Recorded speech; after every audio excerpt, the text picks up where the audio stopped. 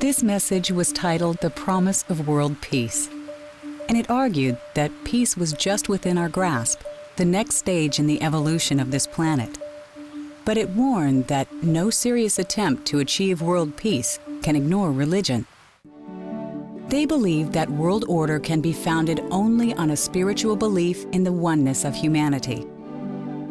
Bahaullah called this belief the first fundamental prerequisite for the reorganization of the world as one country, the home of humankind.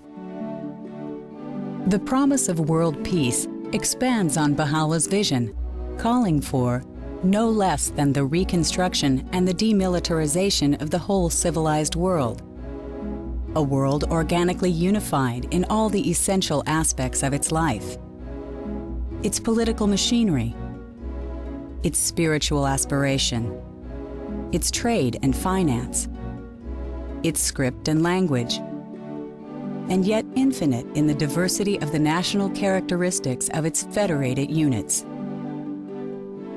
This is a far-reaching vision for the future of mankind, but the message of reconstruction is profound. If old institutions and ways of thought have become ineffective, then the time has come to move past them and allow our society to evolve. The promise of peace argues that these institutions are designed to help mankind, and we should not allow humanity to be crucified for the preservation of the integrity of any particular law or doctrine. This evolution will come through exploring and dismantling the root causes of strife and disharmony, rather than pressing Band-Aids to 1,000 open wounds around the globe. In the Promise of Peace statement, the Universal House of Justice writes that banning particular weapons will not remove the root causes of war. Neither can the massive dislocation in the affairs of humanity be resolved through the settlement of specific conflicts. A genuine universal framework must be adopted. The issues of peace must be raised to the level of principle. For peace stems from an inner state supported by spiritual and moral attitude in which the possibility of enduring solutions can be found. The Baha'is believe that they are carrying forward an ever-advancing civilization and that mankind has within it the capacity for continual growth. By challenging the notion that mankind is naturally prone to conflict, they open up the possibilities for a unified future, once the framework of our institutions allows for it. The Baha'is have a vision for the pragmatic fulfillment of world peace in the form of a universal world government.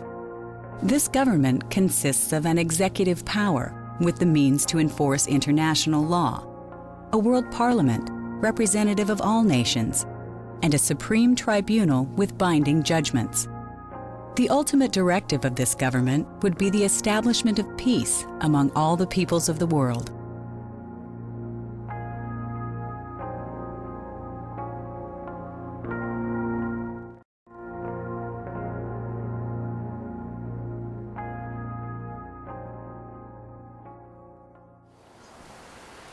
This is more than a pragmatic political arrangement.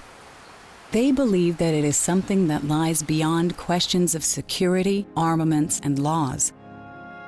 It is the crowning goal of unifying all the people of the world into a single universal family.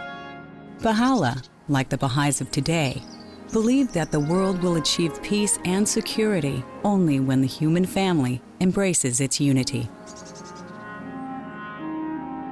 The final vision of that peace is a powerful one. They imagine a world once and for all free of racism, economic disparity, religious strife, and the subjugation of women. A world in which universal education and an international auxiliary language finally remove the barriers and borders that have separated humanity. The promise of world peace is a call to all those who have the same faith in mankind's potential. Conveying not only a vision in words, we summon the power of deeds, of faith, and sacrifice. We convey the anxious plea of our co-religionists everywhere for peace and unity. The attainment of peace may appear difficult, in a world that many feel is destined for continued conflict. But the Baha'is work towards their goals with a confidence that they will eventually see the unity they strive for.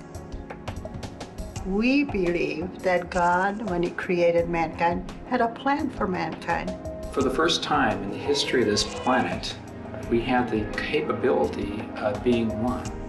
Bahaullah says religion must be a source of unity and not a source of discord, and if it is, then it's useless. So this is our biggest work right now, is to spread the teachings of Bahaullah and the promises of Bahaullah. People talk about living a Baha'i way of life. That means like your inner life and private character, even when you're by yourself. That is the essential teaching of the Baha'i faith, the unity of mankind. And that is what we as Baha'is try to bring about through our teachings and through our work in the world.